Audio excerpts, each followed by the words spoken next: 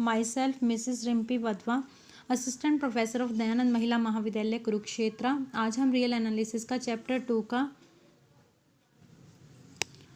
To का part 5 करेंगे। इसमें आपका है कंपैरिजन इंटीग्रल, इंपॉर्टेंट है ये आपका। इससे पहले हमने कंपैरिजन टेस्ट किए थे।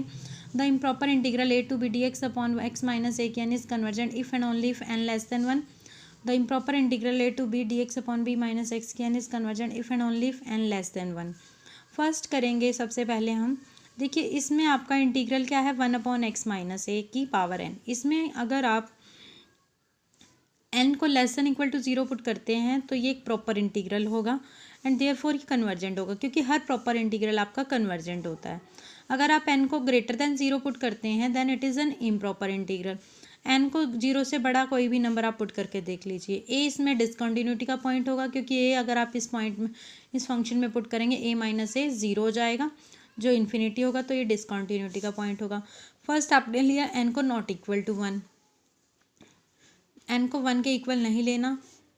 फिर आपने डेफिनेशन लगा दी, क्योंकि a इसमें डिसकंटिन्यूटी का पॉइंट था। इंटीग्रेशन किया, अपर लिमिट और लोअर लिमिट पुट की। उसके बाद आपने n को 1 से छोटा पुट किया इस फंक्शन में, इसको सेम रखा है, ठीक है। तो आपका ये फंक्शन आएगा, ठीक है, क्योंकि आपने यहाँ पे n को लेस देन 1 पुट किया, 0 पुट किया है।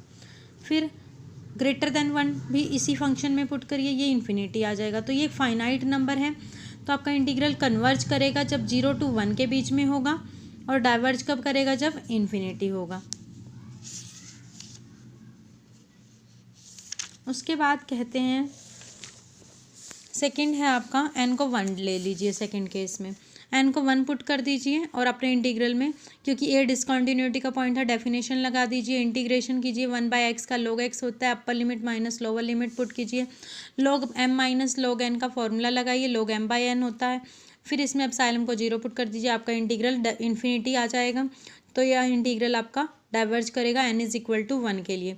तो आपका इंटीग्रल कन्वर्ज करता है 0 to, जब आपका n लेस देन 1 है, डाइवर्ज करता है जब n greater than equal to 1 है। सिमिलर आपका सेकेंड पार्ट हो जाएगा। इसमें b पॉइंट पुट करने पर इन्फिनिटी बनता है, तो b आपका इनफाइनाइट डिसकंटिन्यूटी का पॉइंट होगा, और ये इंटीग्रल प्रॉपर होगा जब n की वैल्यू आप कोई भी 0 से छोटी पुट करेंगे एंड देयरफॉर कन्वर्जेंट होगा। If n greater than 0 then it is an improper integral. अब n को एक बार सिमिलर नॉट इक्वल टू 1 लेके चलिए, क्योंकि b डिसकंटिन्यूटी का पॉइंट है, डेफिनेशन लगा दीजिए, इंटीग्रेशन कर दीजिए, अपर लिमिट और लोअर लिमिट पुट कर दीजिए। फिर एप्सिलॉन वाली वैल्यू में n को ग्रेटर देन 1 और लेस देन 1 पुट कर दीजिए। जब आप n को कोई भी वैल्यू पुट करेंगे 1 से बड़ी, तो ये इन्फिनिटी आएगा, और जब लेस देन 1 मतलब 0 या नेगेटिव नंबर पुट करेंगे तो ये आपका फाइनाइट नंबर आएगा। तो आपका इंटीग्रल कन्वर्ज करेगा 0 to 1 के लिए और डाइवर्ज करेगा ग्रेटर देन 1 के लिए। सेकेंड केस में n को 1 ले लीजिए, a to b dx upon b minus x की n, a to b dx upon b minus x. फिर इसका आप इंटीग्रेशन कर दीजिए, upper limit minus lower limit, epsilon को 0 अप्रोच करा दीजिए, आपका इंटीग्रल डाइवर्ज कर जाएगा। तो आपका इंटीग्रल कन्वर्ज कब करता है, जब n लेस देन 1 होता है, डाइवर्ज करता है जब ग्रेटर देन इक्वल टू 1 होता है। रिमार्क्स हैं, with the help of comparison test and the above given comparison integral we have the following comparison test which are useful for solving problem. If f is positive, अगर आपका function positive होता है in the neighborhood of a, then the improper integral a to b f dx converge करेगा। If there exists a number n less than 1 and a fixed positive real number k such that f x less than equal to होगा k upon x minus a की power n से। Further a to b f dx diverges at a if there exists a number n greater than equal to 1। देखिए positive के case में, converges के case में less than 1 और diverges के case में ग्रेटर देन इक्वल टू 1, और ये आपका कन्वर्जेस में लेस देन होता है और डाइवर्जेस में ग्रेटर देन इक्वल टू होता है। If limit x approaches to a positive x, अगर a आपका डिसकंटिन्यूटी का पॉइंट है और आपका इंटीग्रल इस तरह से है, तो इंटीग्रल आपका कन्वर्ज करेगा a पे if and only n less then 1। अगर b डिसकंटिन्यूटी का पॉइंट है और ये फंक्शन आपका इस तरह से है, तो आपका इंटीग्रल कन्वर्ज तब भी करेगा लेकिन b पॉइंट पे if and only n less then 1 के लिए। उसके बाद आपका एग्जांपल्स हैं। फर्स्ट एग्जांपल देखिए क्या है, discuss the convergence of the following integral. First है आपका एग्जांपल, आई मान लीजिए इसको, एफ एक्स ले लीजिए पूरे फंक्शन को।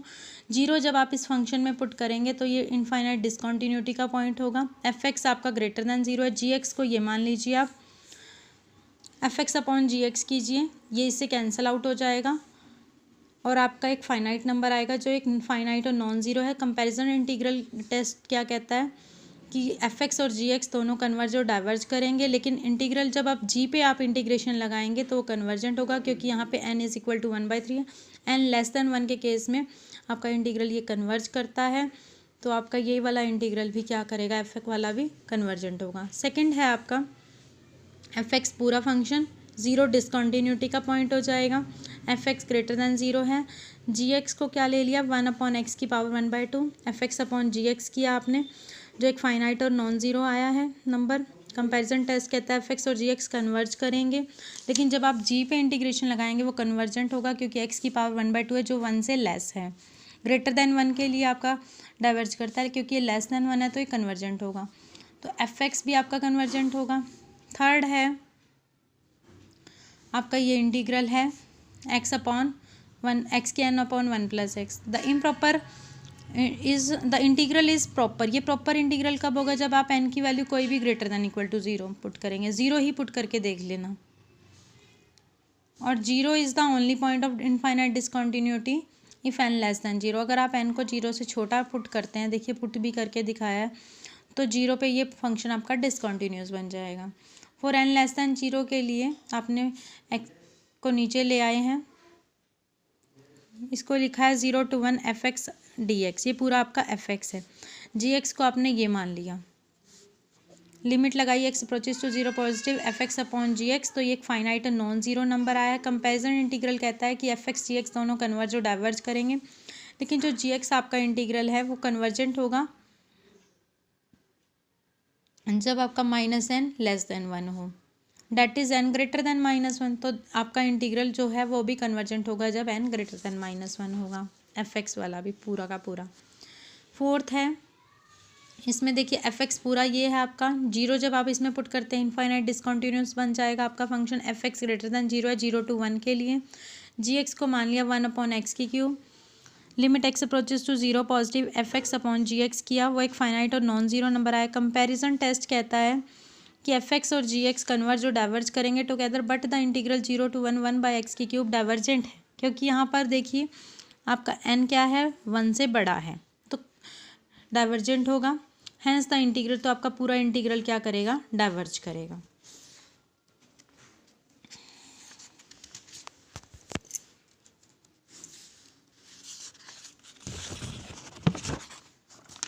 उसके बाद आपका नेक्स्ट एग्जाम्पल है test the convergence of the integral. इस इंटीग्रल की आपने कन्वर्जेंस चेक करनी है। आई दिया हुआ है, आपने अपने इंटीग्रल को आई मान लिया। एफ एक्स है आपका log x अपॉन 1 - x क्यों, जब आप इसमें x को ज़ीरो पुट करते हैं तो ये इनफाइनाइट डिसकंटिन्यूस बन जाता है। देखिए डाल के देखिए, इसमें log ज़ीरो इन्फिनिटी होता है, क्योंकि बिकॉज log ज़ीरो की वैल्यू आपकी इन्फिनिटी होती है।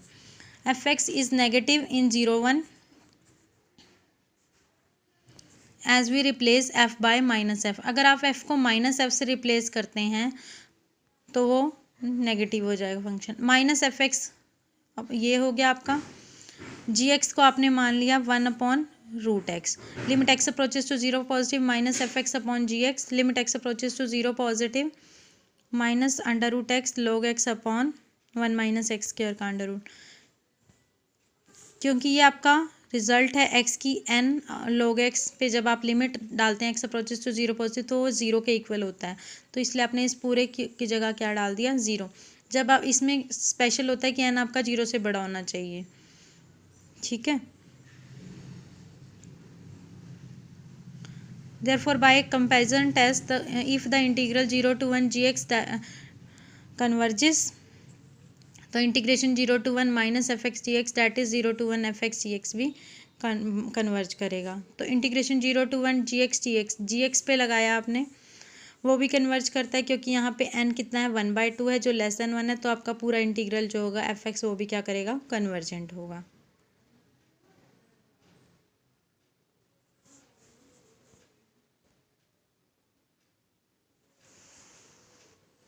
नेक्स्ट आपका है show that the integral 0 to π/2 sine की एम एक्स एक्स की n d x exist if and only if n less होगा m+1 से। आपने इंटीग्रल को आई मान लिया, एफ एक्स कितना होगा साइन की एम एक्स अपॉन एक्स की एन, इसको लिख दिया साइन एक्स बाय एक्स की एम इंटू में 1/x की n-m। Limit x approaches to 0 positive f x is equal to limit x approaches to 0 positive sine x upon x की m 1 में x की n-m।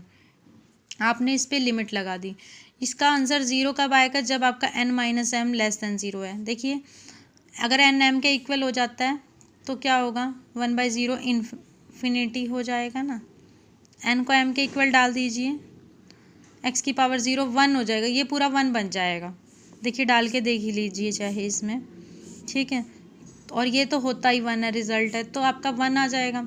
जब n-m को 0 से छोटा डालेंगे -1 तो कितना आएगा?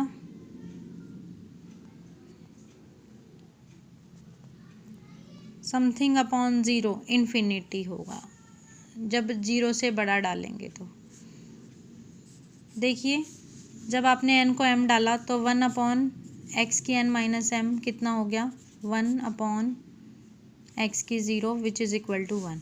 जब आपने n-m को 0 से छोटा डाला मतलब ये फंक्शन कितना हो जाएगा? 1/x की पावर -1, तो x ऊपर चला गया, ठीक है। x को आपने 0 डाल दिया तो 0 आंसर आ गया। इस तरह से 0 से बड़ा डालेंगे तो आपका कितना आ जाएगा? 1/0 इन्फिनिटी आ जाएगा। Therefore the given integral proper integral होगा and hence convergent for n less than equal to m के लिए। Less than equal to m के लिए तो ये प्रॉपर होगा क्योंकि ये फाइनाइट नंबर वैल्यू दे रहा है। इन्फिनिटी होगा जब ग्रेटर होगा। And 0 is the only point of infinite discontinuity of f in 0 to π/2 और if n greater than 1 f x greater than 0 in 0 to π/2 g x ले लिए 1 अपॉन एक्स की n-m। जब n बड़ा है m से तो limit x approaches to 0 positive f x upon g x ले लिया। Limit x approaches to 0 positive f x और अपॉन जी एक्स, ये 1 फाइनाइट नंबर आएगा तो आपका दोनों इंटीग्रल जो होंगे एफ एक्स और जी एक्स कन्वर्ज और डाइवर्ज करेंगे। बट इंटीग्रल जो है आपका जी एक्स, सिर्फ जी एक्स लिया, ये जी एक्स माना था आपने, वो कन्वर्जेंट होगा if and only n-m less than 1 के लिए। अगर ये 1 से लेस होता है तो ये कन्वर्जेंट होगा, तो आपका एफ एक्स भी कन्वर्जेंट होगा इसी केस में n लेस देन m+1 के लिए। तो इंटीग्रल एफ एक्स कन्वर्जेंट होगा for n less than equal to m, therefore the given integral is convergent if and only if n less than m+1 के लिए। Thank you students.